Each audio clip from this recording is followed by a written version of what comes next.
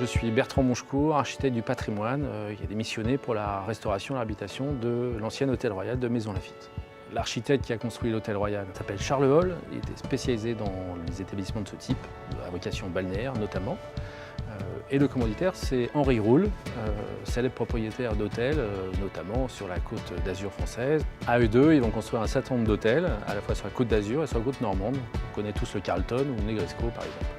Alors pour comprendre l'intérêt de l'Hôtel Royal, l'intérêt architectural et patrimonial, il faut se remettre dans le contexte des années 1900, la Belle Époque, les champs de course.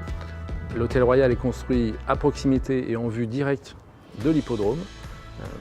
Il est là pour attirer à la fois la clientèle de l'hippodrome, mais aussi inversement, que l'hippodrome soit alimenté par une clientèle de luxe.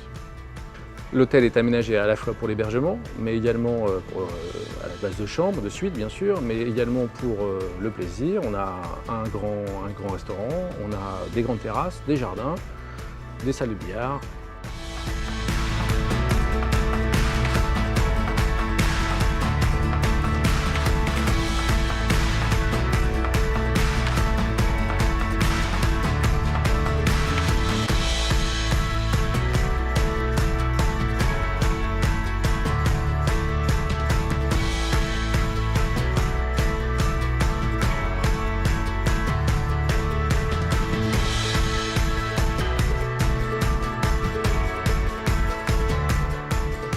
Pour le réaménagement d'appartements dans l'ancien Hôtel Royal, on est parti sur les bases mêmes du bâtiment, qui, n'oublions pas, c'était des chambres, donc avec des vues, avec des balcons, des grandes fenêtres ouvertes sur des terrasses.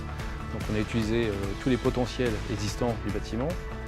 La restauration et la réhabilitation de l'Hôtel Royal nécessitait l'aménagement d'un toit en remplacement du toit terrasse qui est aujourd'hui inachevé.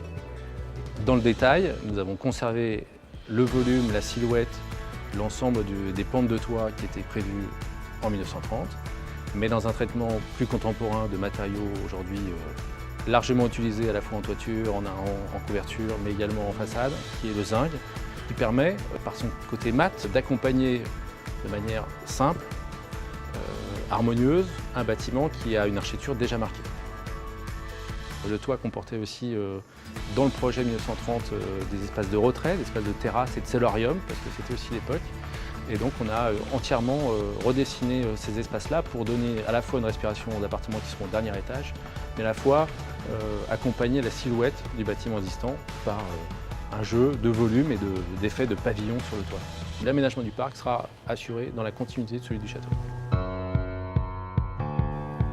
L'intérêt de notre travail sur ce type de bâtiment, c'est de effectivement redonner vie, redonner une affectation à ces lieux abandonnés, en déshérence. C'est le cas de l'Hôtel Royal qui était désaffecté depuis plusieurs années.